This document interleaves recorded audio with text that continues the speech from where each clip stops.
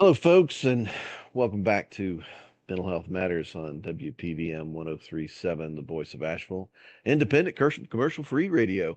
I'm Todd Weatherly, your host, therapeutic consultant, behavioral health expert. With me today, I have a colleague and now friend, Mr. Jordan Lewis, attorney and mental health parity advocate with JML Law. Jordan is a 1979, we're going to try not to date him too bad, 1979 graduate Williams College in Williamstown, Mass., where he was an All-American swimmer. After years in the daily news world, he started law school. He started law school at the University of Minnesota.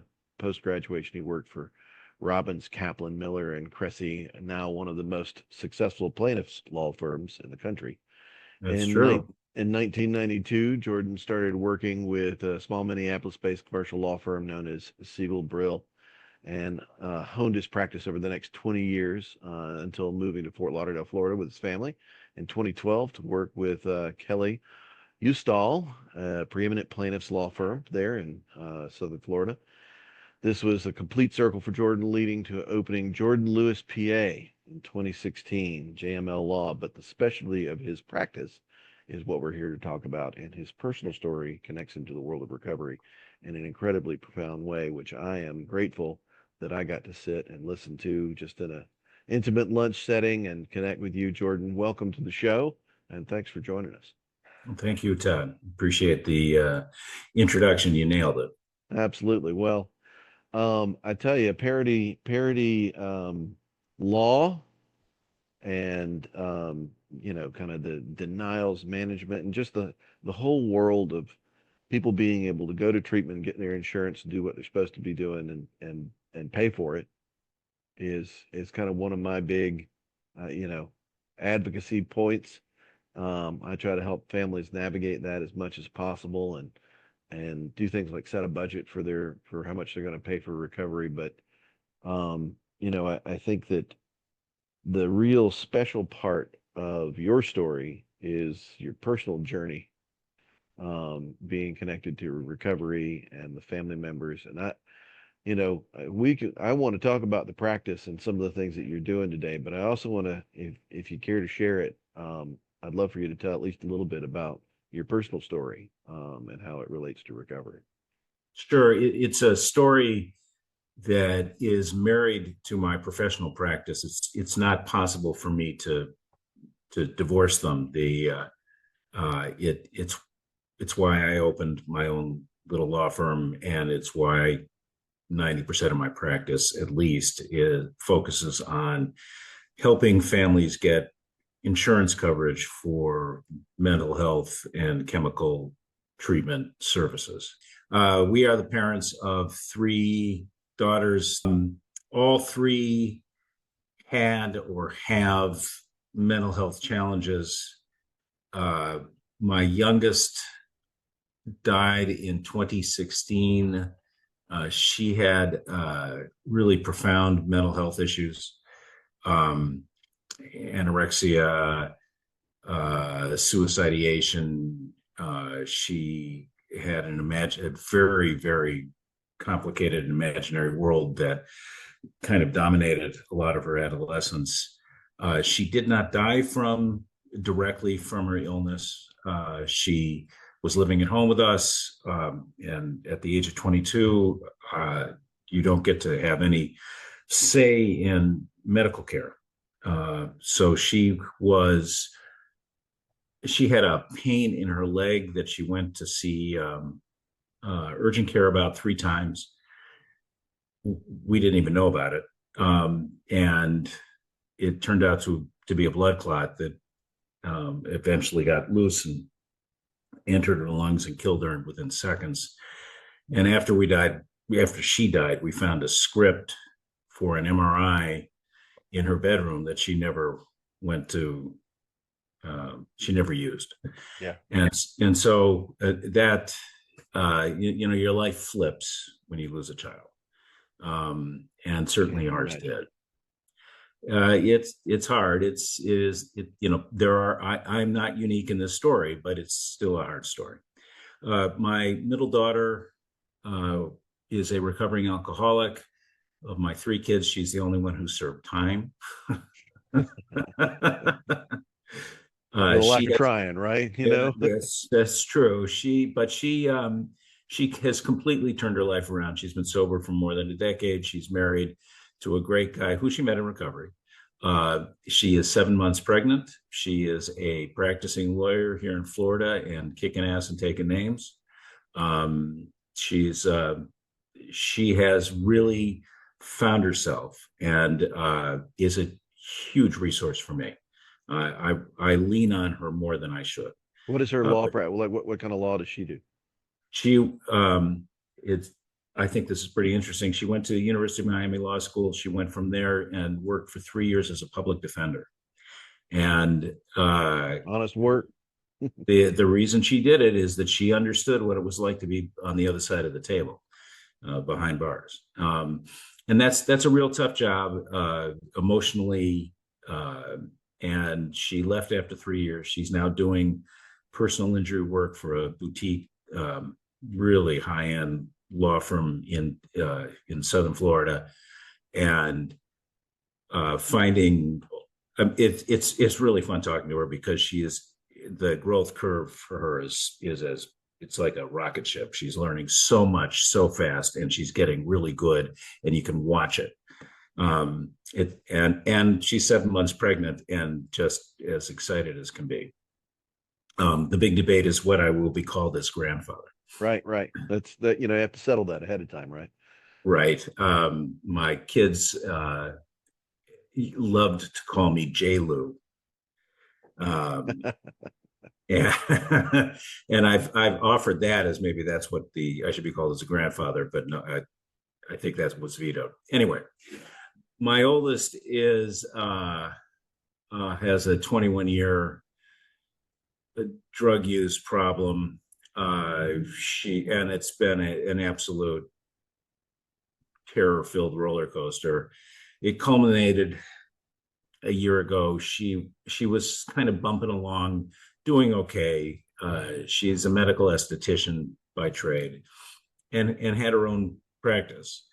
She was living with a young man who she met in recovery. He overdosed. They both relapsed sort of in slow motion together. He ended up dying in their apartment, July of 2023. And you could see her spiral. She just gave up. And this isn't textbook parenting, but we brought her home, and it required very little of her. We would go to meetings and help us around the house, but until you can figure out how to process this grief, we are your soft landing. So it's now almost exactly a year ago, on Friday, January 5th of 2024, she said that she was going to go to a meeting. I called her at about 8 o'clock on that night, and she immediately answered the phone and said, "I'm in a meeting, I can't talk."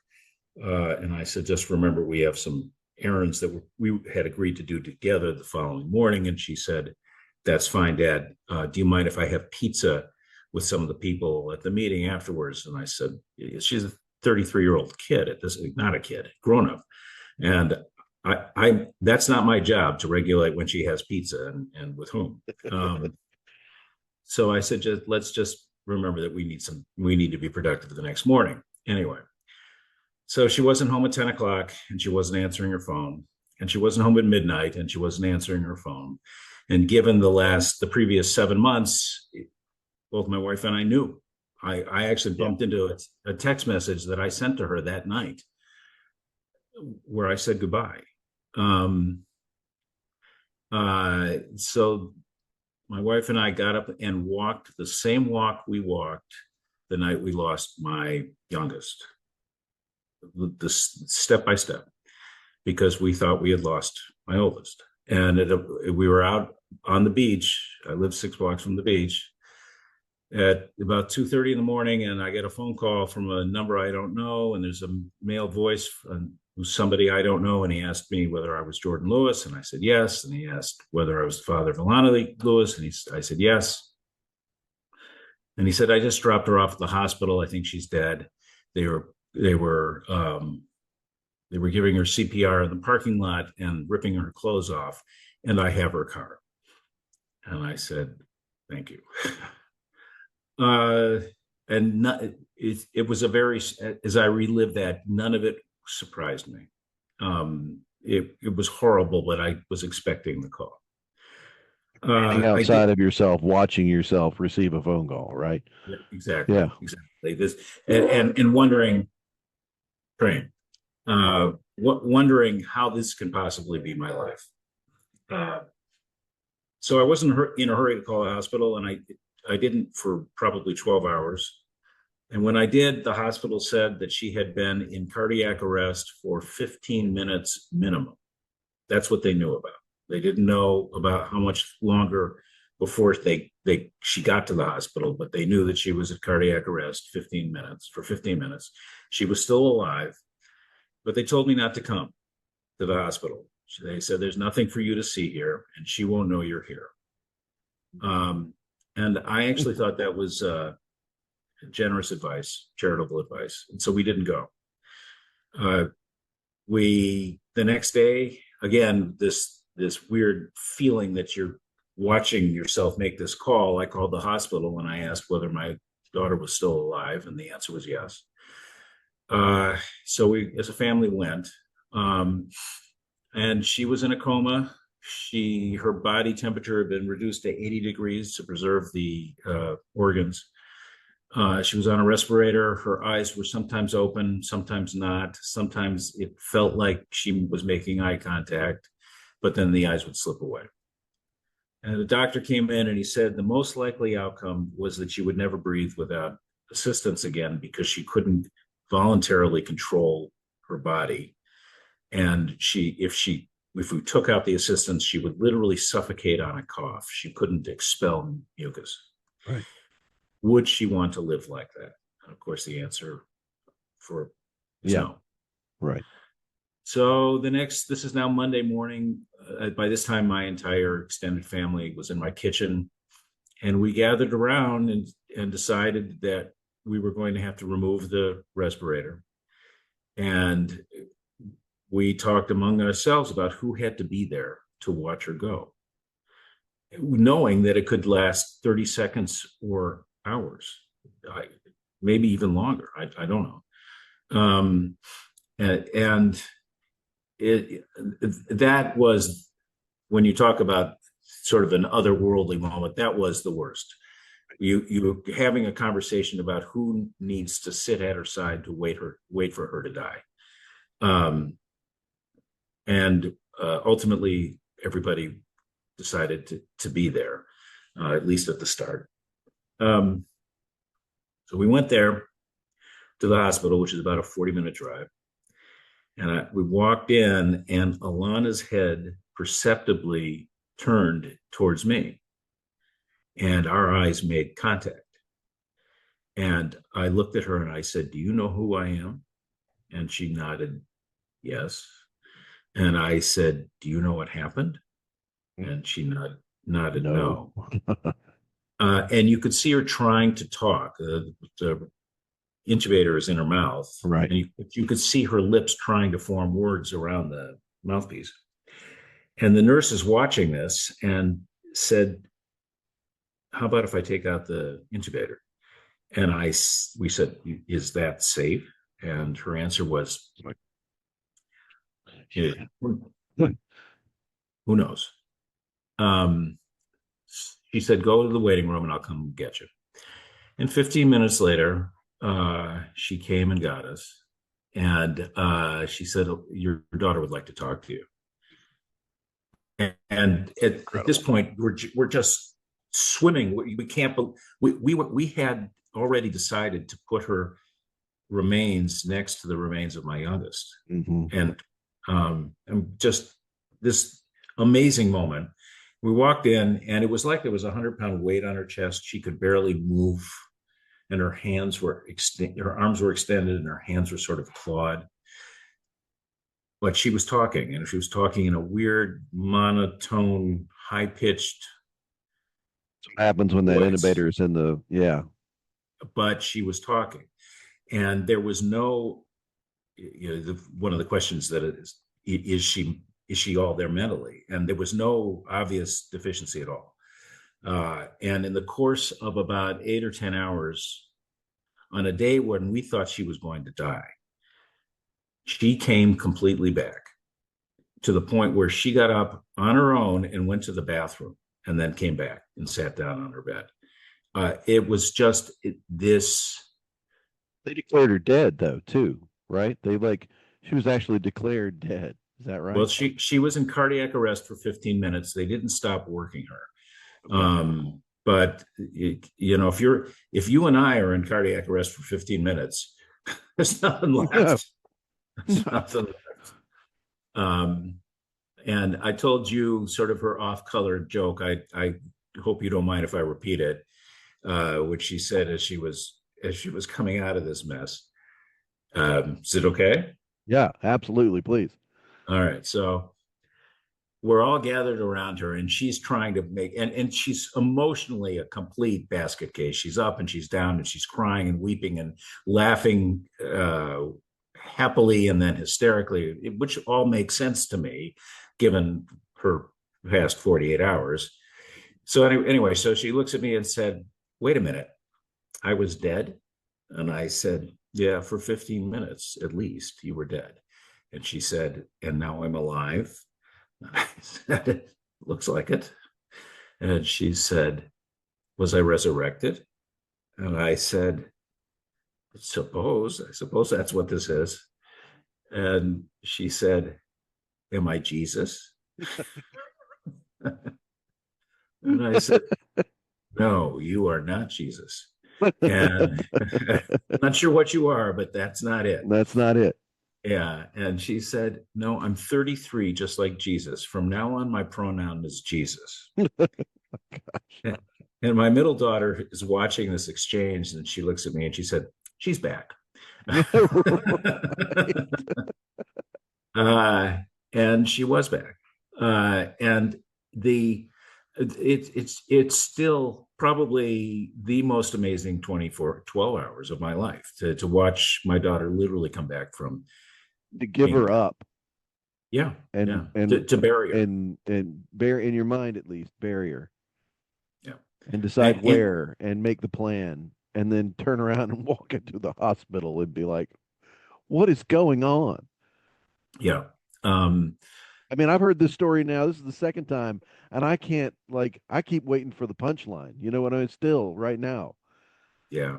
It's just a crazy story. The number of doctors and nurses who filed in to her room just to see it because everybody thought she was gone.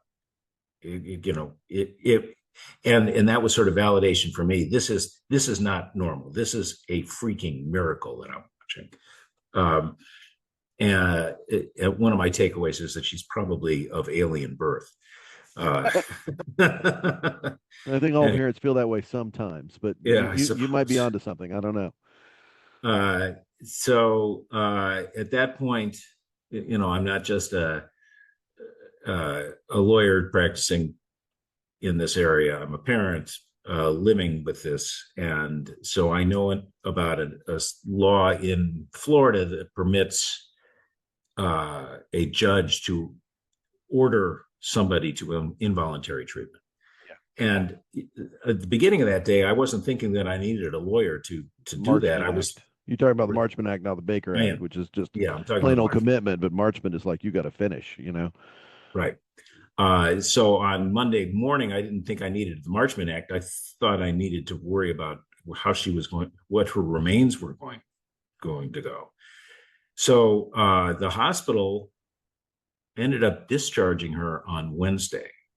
That's 2 days after she came out of the coma.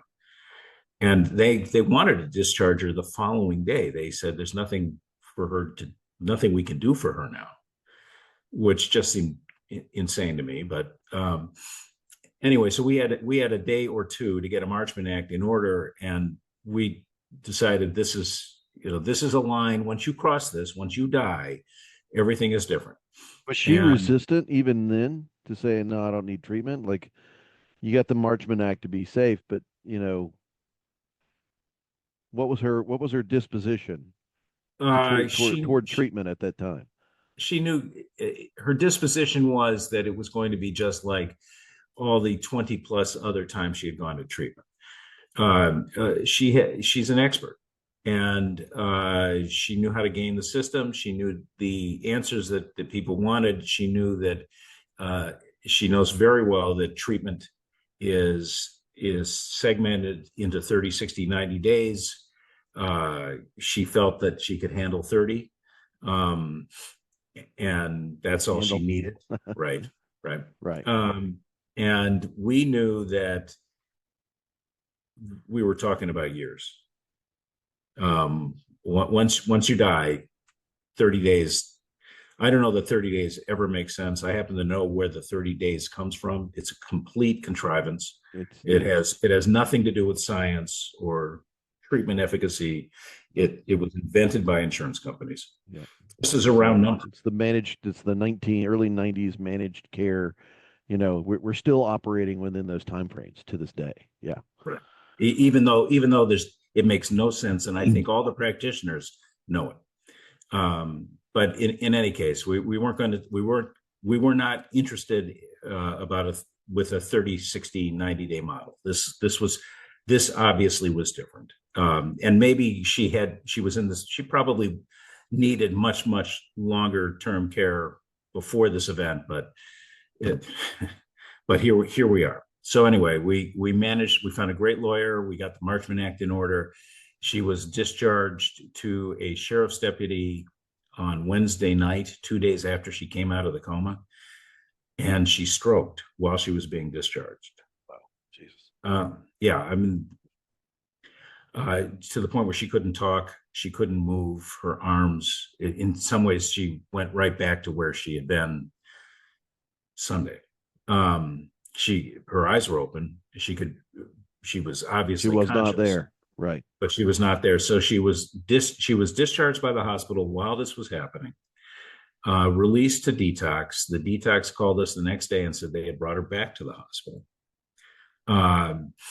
And because they said she's not right, and I ended up back in the ER and caused a tremendous scene because she had been reassigned to the doctor who signed her discharge, and I thought Tell me about that's let's spend a minute on that because that story.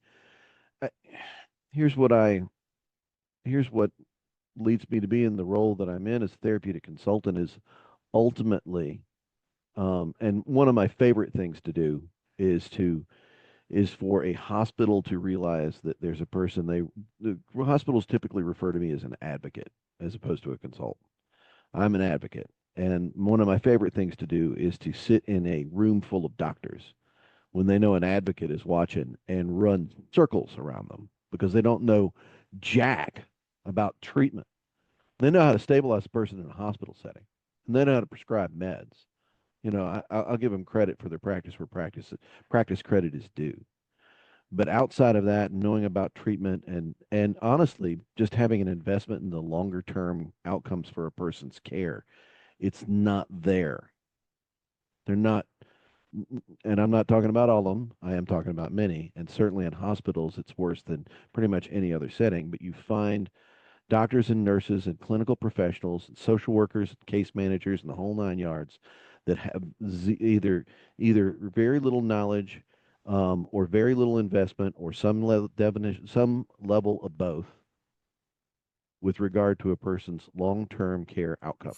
And they don't know how to manage it. They're just trying to get, they got beds are full. They got to get them it's out the door and everything else. And you've got a doctor who's signing off on orders, the thousandth that day, I'm sure, whatever, right?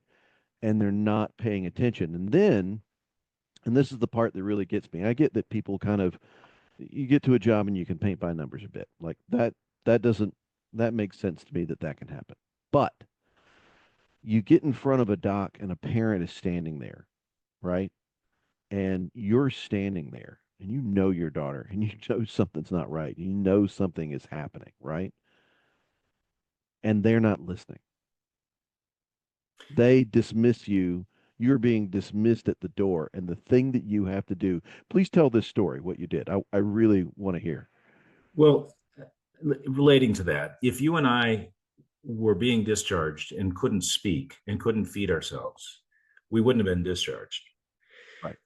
My oldest had told me many, many times that hospitals treat addicts differently, and I dismissed that. I thought, no way, that can't be true. But I watched it. She was discharged, and that her nurses knew that she couldn't speak and that she couldn't move her arms, and that wouldn't have happened to you or to me. So when I got back to the hospital, she was on a gurney in a hallway. Nobody was, if anybody was touching her, it was by accident because they would bump into her in the hallway. And I Arms are couldn't, out. Right. yeah, I couldn't find anybody who owned her, much less was treating her. Right. I and I made a scene. I would have too. I mean, I come on, man. I made a scene to the point where I had a security guard with fumbling with his taser, and I looked at him and I said, "Unless you plan on advocating for my child, I'm not leaving. I'm not leaving." Um, but this was, I think, an act of dumb luck or inspiration. There, the administration building was next door to the ER, and it was after hours. I didn't expect to see anybody there, but I had to do something. So I stormed into the administration building. Again, security should have stopped me, but I think they saw the crazy look in my eyes and just let me in. And I asked, as I fly past the security guard, I said, "Where's the hospital administrator?" And he said, "Down the hall." And then he said, "But he's gone for the day." And I said, "Okay, where are the lawyers?" And he said, "Oh, they're down the hall next to him." And I said, "All right." And I said, "Are they there?" And he said, "Yes." So I figured that's a pretty good place to start. Right.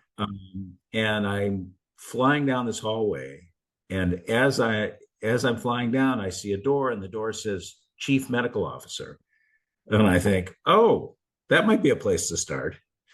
And I put my hand on the door handle, assuming it would be locked, but it wasn't.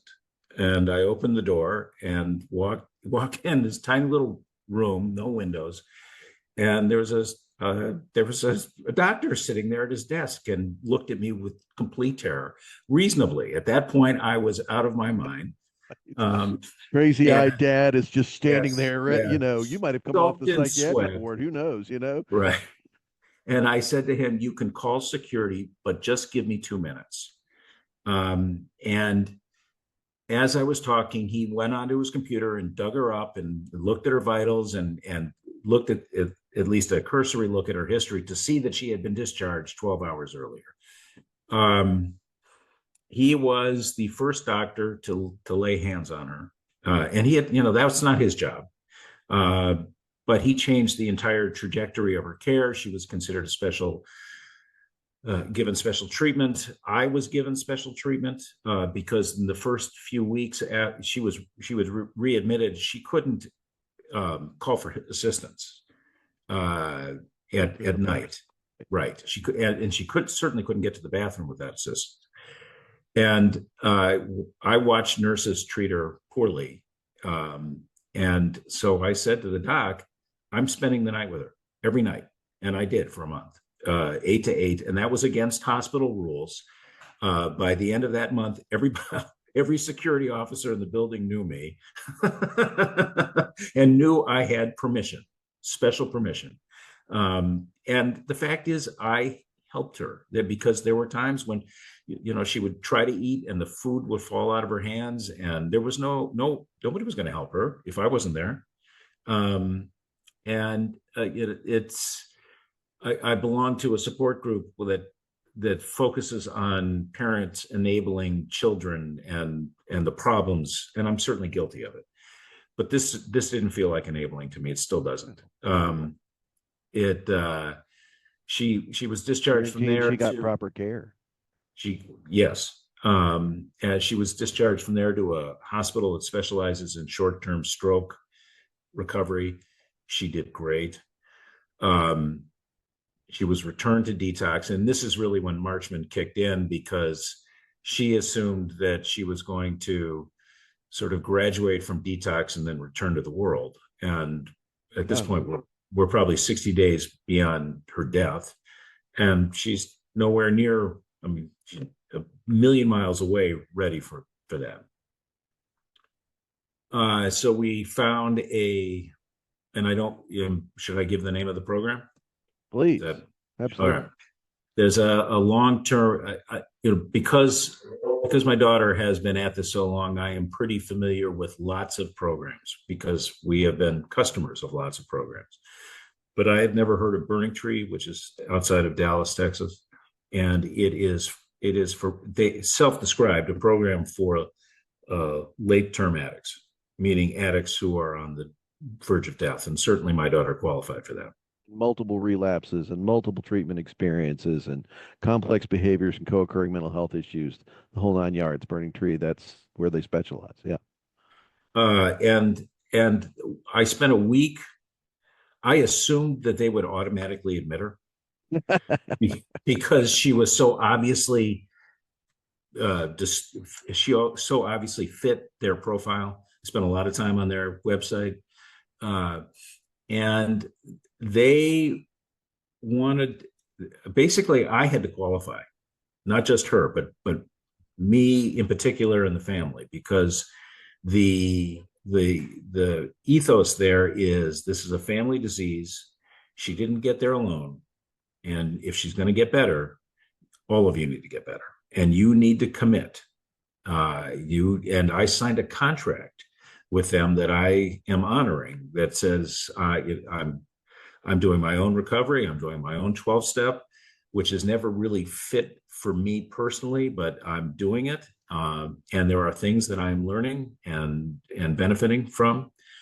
Um, and they had it was very frustrating because if Burning Tree didn't take her, I had no idea where, what was going to happen. Um, Yeah. Well, and I'd like to, I'm going to want to put a cap on the hospital experience a little bit, and I'll share a personal one that I have. And part of what led me to get into this work, though at the time I didn't know it, I was pretty young, got hit by a car mhm. while on my bike, and ended up in a pretty small hospital in Virginia. And you know, I was anemic when I was a teenager, so my blood count was pretty low. So I just had an accident. I'd gone to the hospital. My mom drove immediately up. My mom's a nurse, and or was at the times, and walks into the hospital, and they're going to do exploratory surgery because they're uncertain as to why my blood count is so low. And my mom walks into the hospital, and this is one of the things just salient in my mind. She just snaps the clipboard out of the doctor's hand. If you knew her mom, you'd know. Like that's Right. her in a nutshell. It's like he's anemic. That's why his stupid blood count's low. You're gonna kill him. Sign me out AMA and drove me home. And I recovered. Like I was not as injured as they thought I might be. Thank God, another miracle. But literally saved my life because she pulled kind of what you pulled. This like work. I demand satisfaction, and I demand it right now. And I think that part of the story that is beautiful about what you're telling, and something I think that people need to hear, is that just because you're faced, just because you're with someone who is a quote unquote professional, just because you're with someone who's got credentials and the doctorate and everything else, does not mean that they know everything, that they've paid attention to what is going on, and that you shouldn't advocate yourself for yourself. It's you you need to walk in prepared to know what is needed, to talk to an administrator, to tell the doctor that this is not right and I want better care. And if you don't, then I'm going to call my attorneys. Do whatever you got to do to get the care that you need, because it can go south, and it can go south quickly. Um, and then, of course, the other thing I'd like to point out is, something that people They end up finding us, and thank goodness they do, but not everybody does. You were a person who'd been through treatment experiences, and you'd been through this many, many years at this point, and became aware of the field of residential treatment, became aware of what quality programming looked like, and found something that was a resource for you. And thank God. You know what I mean? Because so many people are out there just shooting in the dark. And I know that you've run into it in your experience, but there are bad actors out there. And one of the indicators that you found a good actor is like, no, no, you're the parent and you're going to be in on this recovery process. And that is a key factor to a good program that knows what they're doing, that makes sure that family involvement is there. I've never been. I'm a veteran of at least 20 different programs. I have I have never had so much demanded and expected of me, and it's correct. As I think about it, it's appropriate, and it actually, in some ways, is a relief because rather than a bystander, I get to participate, and I want to participate, even though that my level of participation is saying no over and over and over again. Uh, Saying no has been hard for me, and Burning Tree correctly ascertained that in my family, I'm the weak link. They spent a lot. They had no problems figuring that my wife would say no, and they had no problems figuring that I would have trouble with it. And in fact, they had what they call a post-admission intervention, where they called us down to Burning Tree. They did not let us enter the it's a campus, it's a ranch. They did not let us enter the grounds. There's a building right on the at the gate, and she didn't know we were there.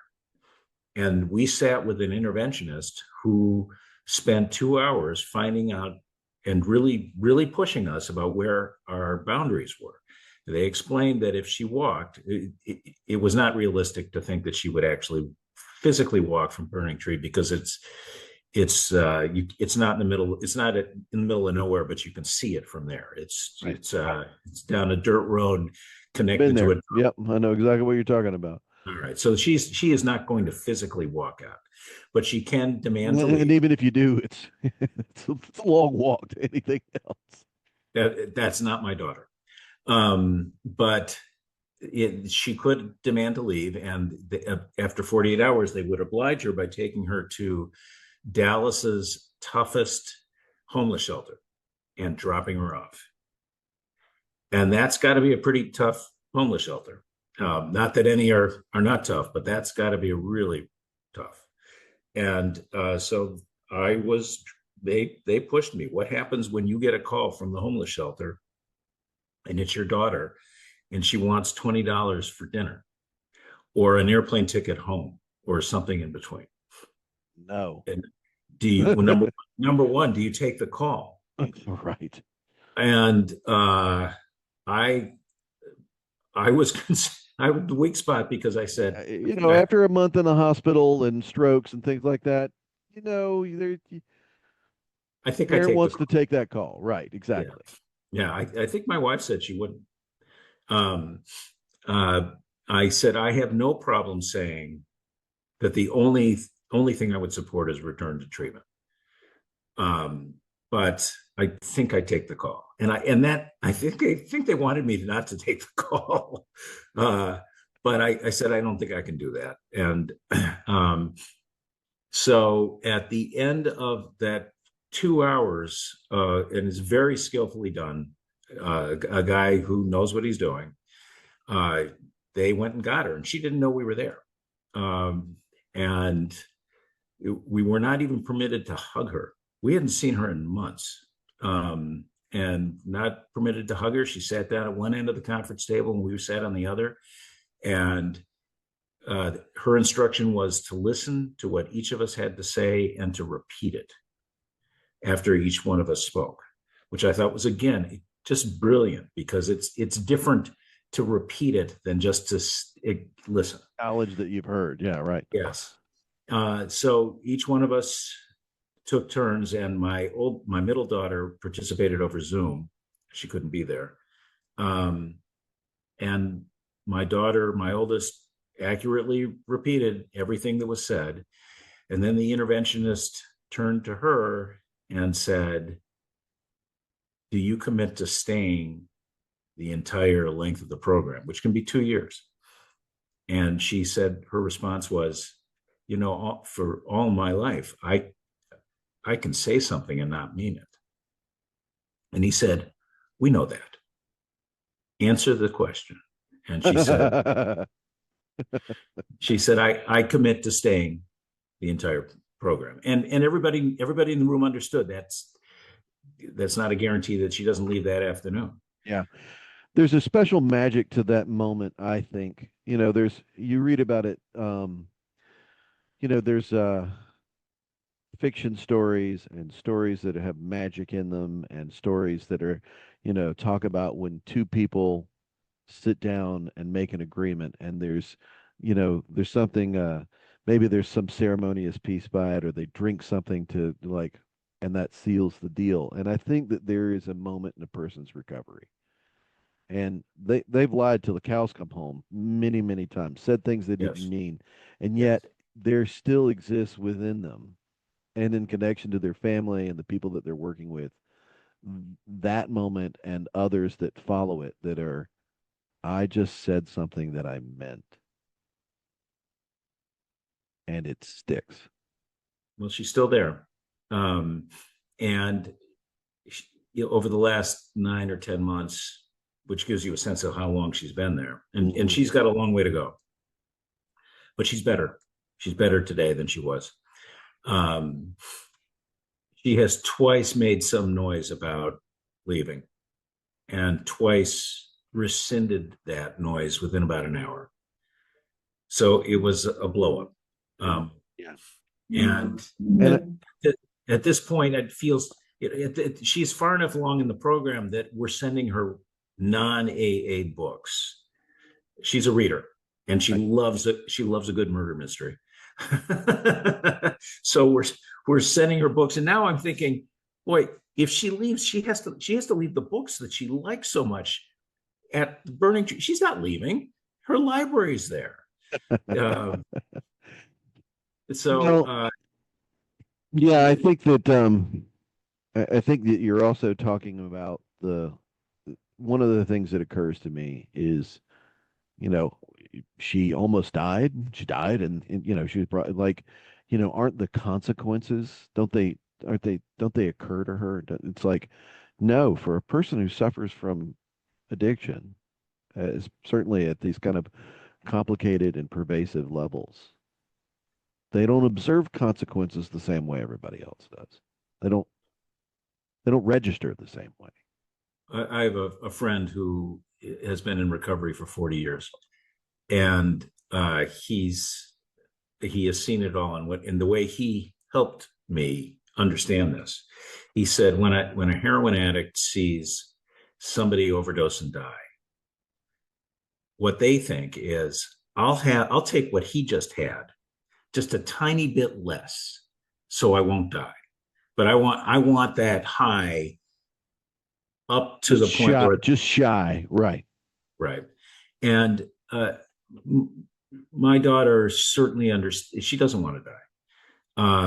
One of the best in a 21-year odyssey, one of the most important bits of information I received was a year into it from one of the therapists who said to me, all acts are well intended. She doesn't want to hurt herself. She doesn't want to die. She is medicating herself, not doing it right, not doing it properly, doing it dangerously, but she is doing what she can to try to feel better. And that has helped me understand the endless number of bad choices. That she's not trying to screw up her life. She's not trying to screw up our lives. She's not trying to drain us financially. She is trying to medicate the pain. And I also know that because she started at such a young age, she sort of that locked her in in terms of her emotional maturity. She's still a kid, even though chronologically she's not. And she's got a long way to go to catch up.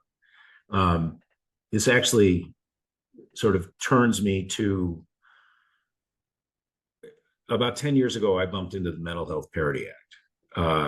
Yeah, I was going And to say let's flip yeah, the script a little bit and yeah. talk about the other expression of this recovery story that you've got as it lives in the world, because I'm really interested to hear about that as well.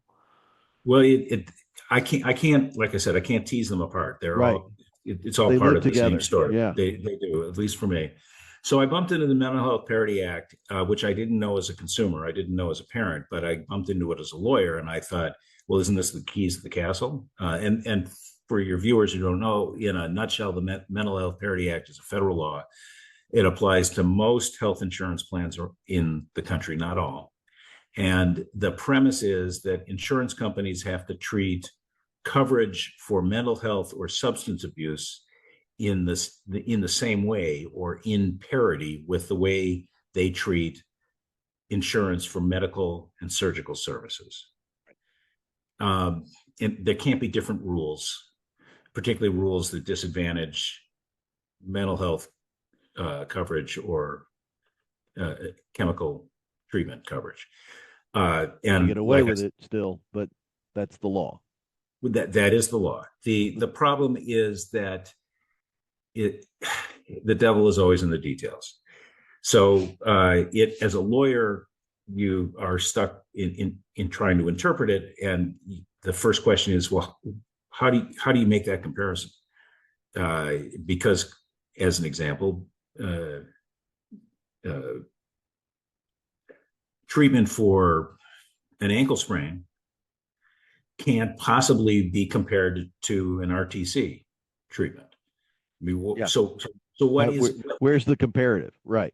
right? If I've got an apple in one hand, what's the apple in the other? And Heart attack. the statute only gives one example, and that is that residential. And for example, the statute does not mention wilderness therapy. And over the last 10 years, I've had lawyers argue wilderness therapy is not covered by the Parity Act, which can't possibly be right. But it's not the service itself is not mentioned in the statute. The example that the statute gives is residential treatment is comparable for purposes of the act to skilled nursing or rehab hospitals. And the statute says you go figure the rest of it out yourself. um, so coincidentally, at the same time, I'm having this sort of wonderful and horrible experience with my daughter. I had a case involving a Parity Act, and I'll give you the very brief background. A kid was in an RTC in Arizona. The RTC focused, among other things, on equine therapy, not but otherwise conventional types of therapy, individual, family, group, things like that. The insurer said that it did not recognize equine therapy as an accepted form of therapy. And as a result, it was going to deny everything: room and board, individual thing, all of it. And I thought about it, and in the context of the statute, and I thought about skilled nursing. And I know a little bit about skilled nursing because I've had family members who needed it. And there are things like art therapy or even And visits to activities theater, therapy and right, right.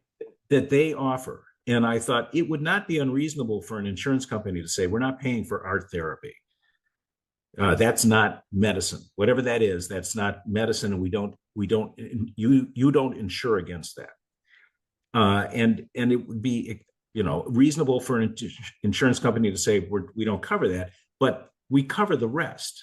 We cover the rest, right? Right. We cover the room and board. We cover the other services that skilled nursing provides. So if that's the one side, that's the apple on your right hand, um, shouldn't the apple in the left hand, the place that offers equine therapy, be in parity?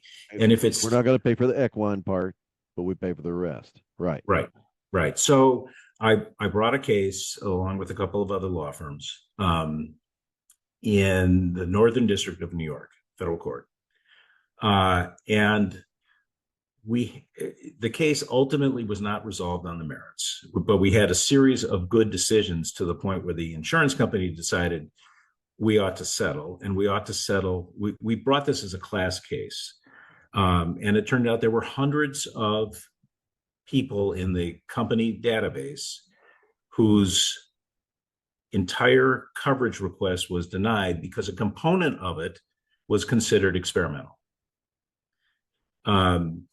And so it sort of fit in the rough model that we had created. Yeah. And we have tentatively settled a class case that where if the judge approves it, checks will be issued and go out to a few hundred people. Nobody's going to get rich off of it, but it is It's a feather. It's a notch it's in a that belt. well, and it's more than that. It's not a sharp. It's better than a sharp stick in the eye. And for some of them, they're going to get a decent amount of money.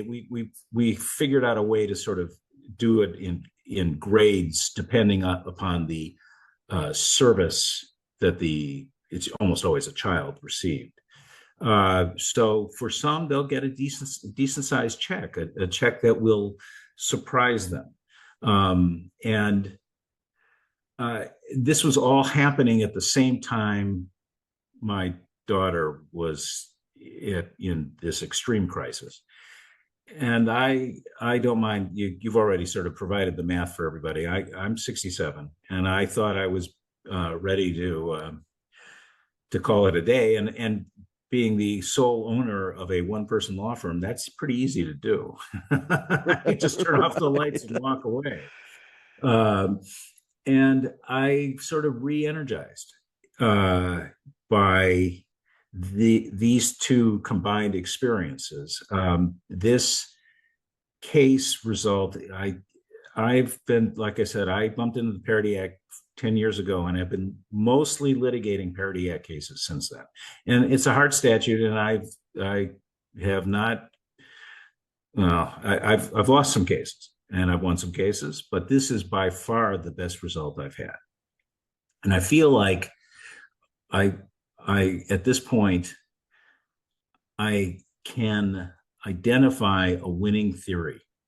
It is in my experience, a winning theory is not you should cover wilderness therapy because it's just like skilled nursing, because you cover all of skilled nursing. That's not a winning theory.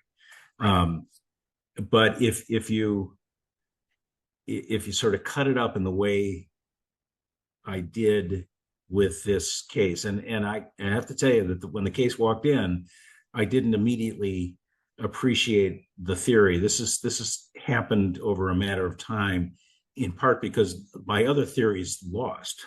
This is the theory that stuck. Right. And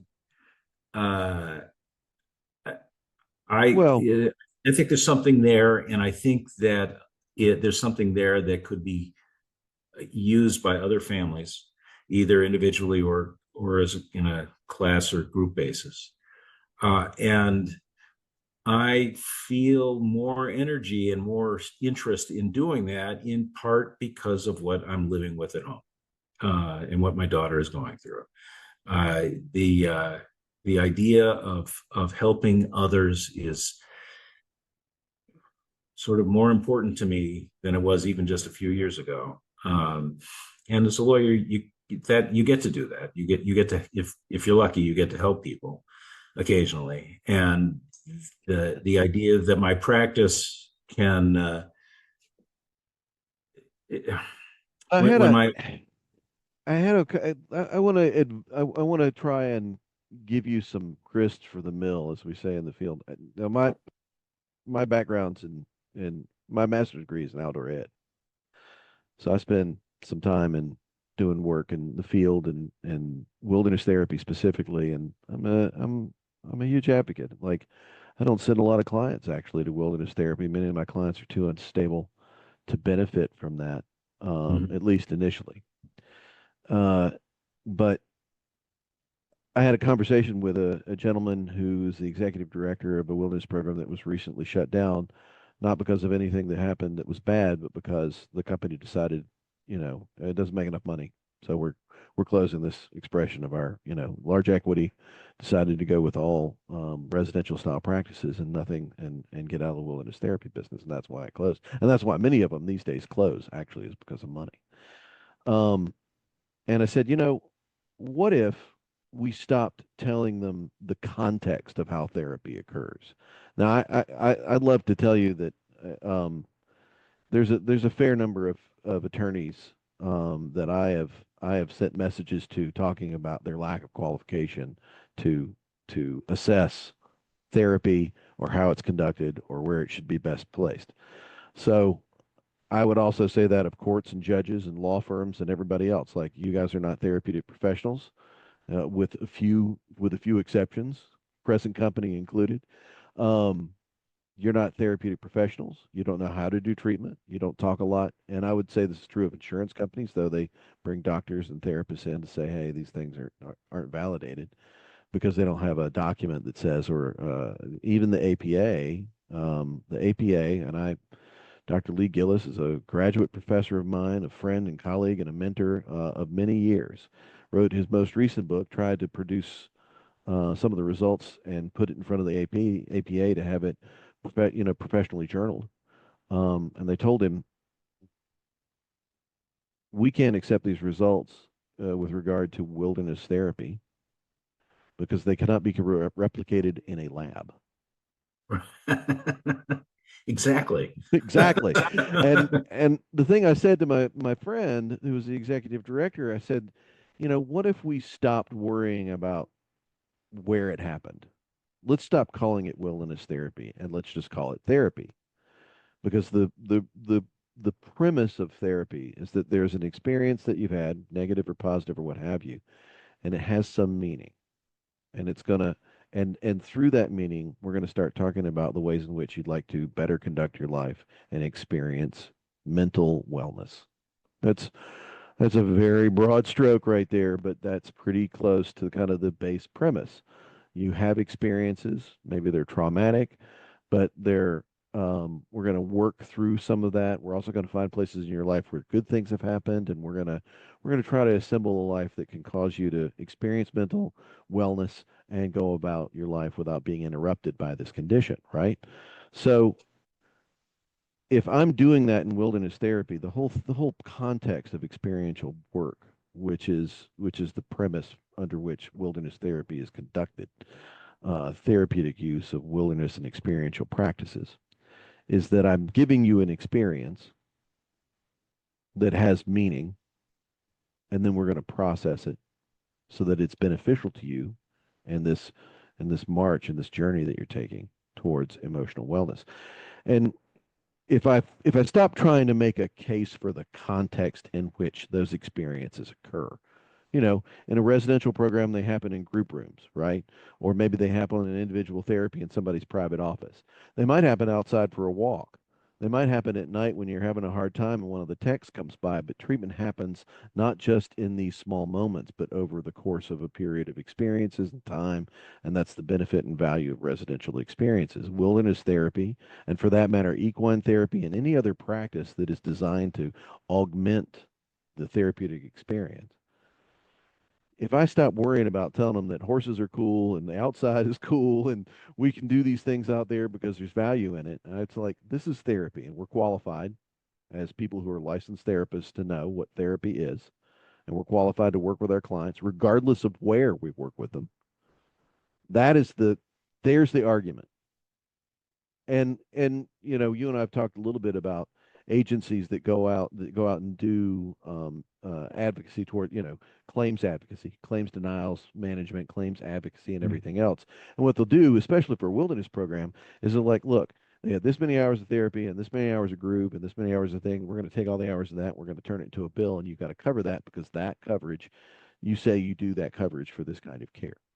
Mhm. And, and it's not a lot of money a lot of times, but it does end up translating to a benefit that insurance companies are responsible for.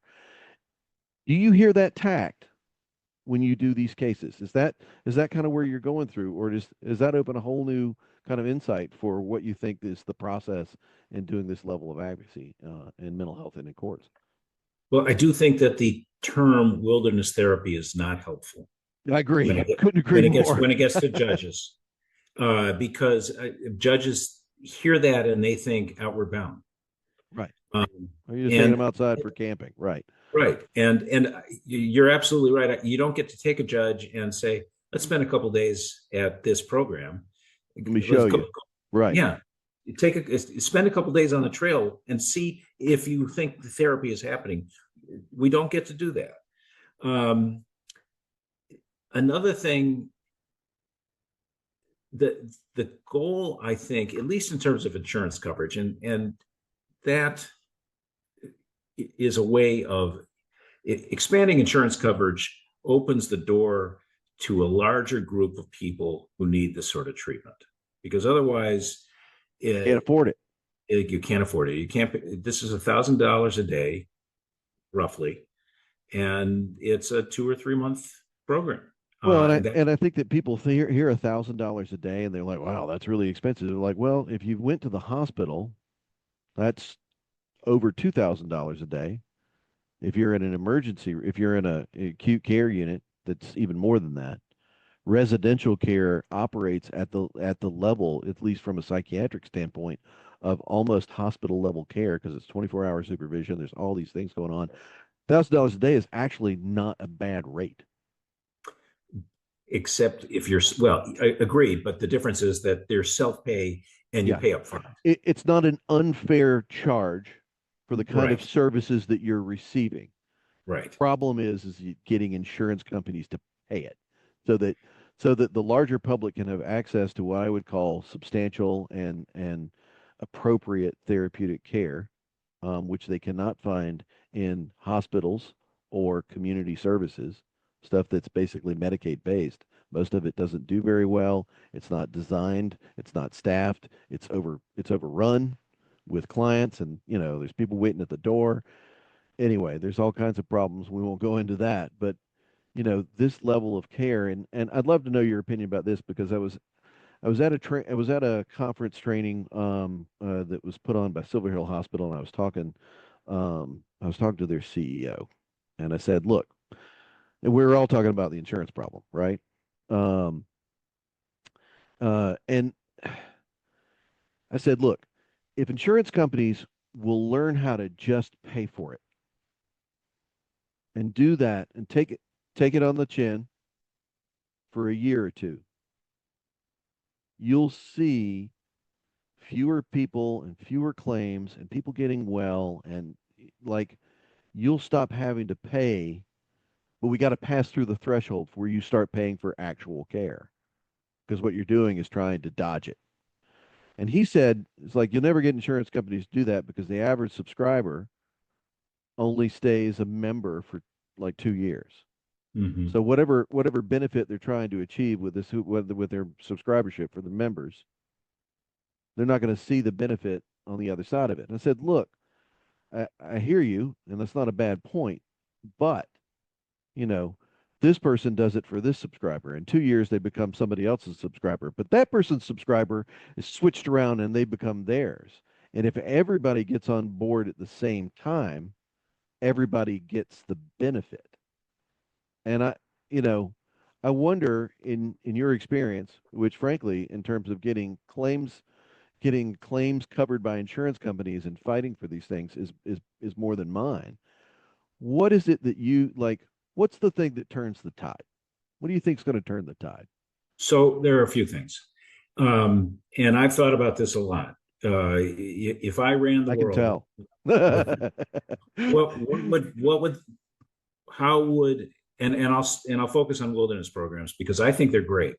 I've had they're obviously not for everybody, but for the right person, they're a fantastic experience. And personally, I think almost all of us should go to wilderness for a little bit. Agreed. Um, if I ran a wilderness program industry, what would I do to improve the prospects of coverage? Number one, I change the name because there's all sorts of biases out there, and they're reasonable. That what you're talking about is a hike in the woods, and that may be beneficial, but that's not medicine. And we cover medicine, we cover medical services. Um, I would insist that all states that have wilderness programs set up a licensing system for those programs. There are many wilderness programs that are in states that are not licensed. Not residentially licensed, and I'll tell you why.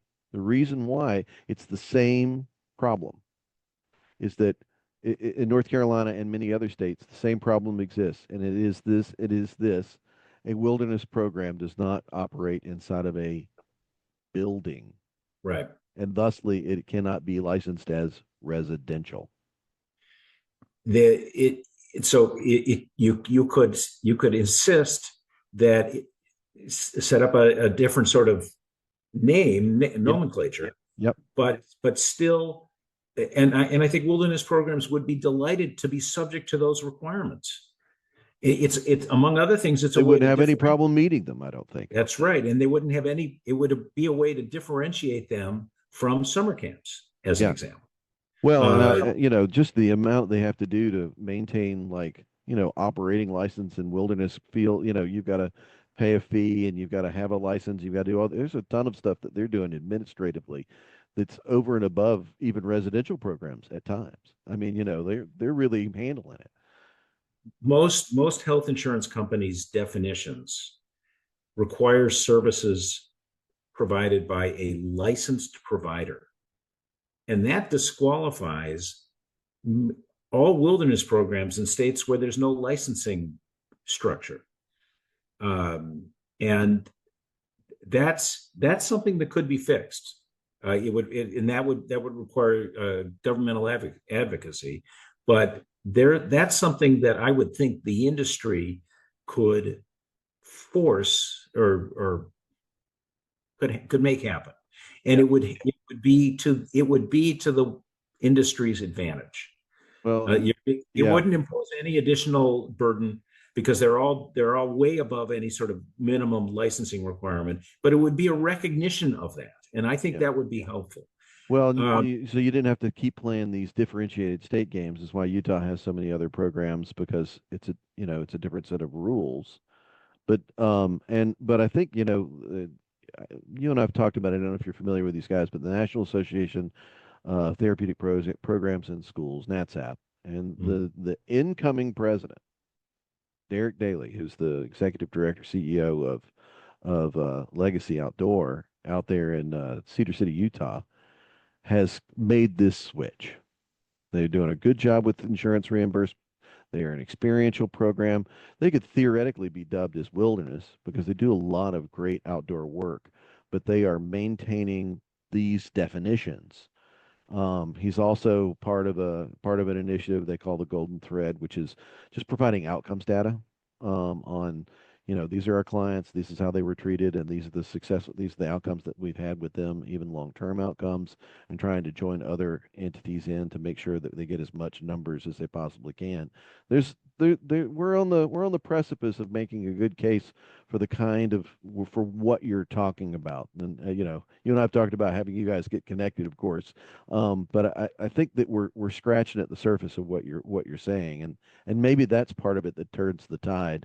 From a legislative standpoint, being the person who's, knows the law and has fought before, what is it in the minds of people in the courts? Obviously, some definitions need to be tweaked and things like that. What is it that turns them towards understanding that's like, hey, we're really serving people here. Can't you just get on board? Like, what's the message that you think they need in order for that tide to turn? So this sounds like a summary point. Okay. It And again, I've been litigating this for 10 years, and there's a bias against coverage for this sort of service. And I think it at the bottom is this. It's hard to justify insurance coverage to protect somebody from making a bad decision, or to protect somebody from the consequences of a bad decision. And if you're outside of this world, just look at my daughter as a great example. My daughter's made a ton of bad decisions, which has led her to where she is today.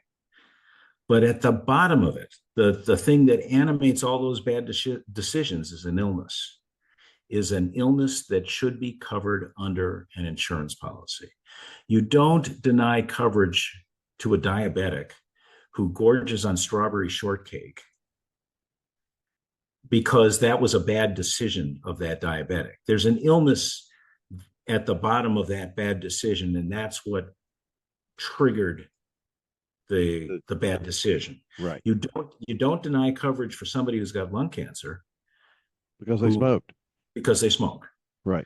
There were, every time they lit up, that was a bad decision, but they still get treatment and they still get coverage for that treatment. And I think that this bias or sort of lack of understanding that ultimately this is an illness and not an endless cascading series of bad decisions. And it certainly is that, but there's something at the bottom of it. There's a cause that triggers all of it.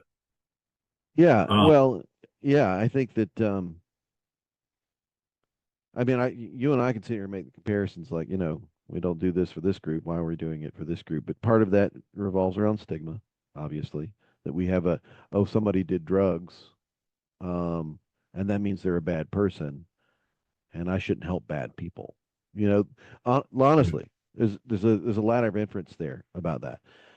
Mental health, the stigma is different, but I think the stigma revolves around people not having a connection to it. You got the baby boomers who's like, yeah, you just, you handle your problems, you don't get help, like it's fine. My dad was one. And the kind of like that, and I've even seen it, I've seen people on a social feed where it's like, this person, some event happened and the person had psychiatric issues, but they committed some crime. It's like, this person needs help. It's like, you just want to give this person some therapy and pat them on the back. I'm like, no, no, no. You don't understand. You have no clue, first of all, what you're talking about. I'm talking about residential care. And when I say residential care, I'm talking about 24 hours a day supervision. I'm talking about groups and therapy sessions and everything else. And if you think for a second, I could go to any person who considers themselves normal and say, here's what I'd like you to do. I want you to go away for anywhere from 30 to 90 days while a team of psychiatrists and doctors and therapists circle around you and look at your greatest deficits and examine you, from head to toe and your psychiatric and mental well-being. And if the thought of that doesn't terrify you, I don't, you're an alien.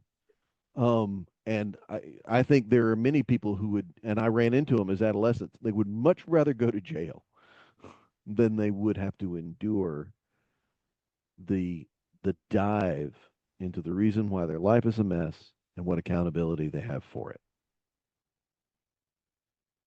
That's an extremely unbelievably hard challenge to be that honest. The stigma is that I don't want to touch it. It makes me uncomfortable. You know what I mean? For mental health. Yeah. The I think this relates, maybe not. You'll tell me. My youngest, who was mentally ill, and saw all sorts of specialists. At one point, had an MRI taken of her brain, and they found what they call this is great. They found what they called a UBO in her brain. Do you know what that is? No. An unidentified bright object. She thought that was fantastic. An unidentified bright object. Yeah, that they detected in her brain, and she said that's it. That's the cause of all of this, and a UBO in my brain, and maybe that's true with all of the people with this illness. Maybe there's a They've got a UBO. UBO in your brain, Mm-hmm. an unidentified bright object. Maybe it's an unidentified dark object. Maybe the bright. I think we can go a lot of places with that. Yeah, Oh my yeah. gosh, Jordan, it has been a real pleasure having you on the show today. I really appreciate the work that you're doing. I certainly hope to put you in front of people and help you do it and everything else, but I think it's really important. This has been Mental Health Matters on WPVM 1037, The Voice of Asheville. I'm Todd Weatherly. I've been with Mr. Jordan Lewis today. Jordan, thanks for being on the show. Thank you very much for your time, Todd. Absolutely. Okay. Take care. Bye bye.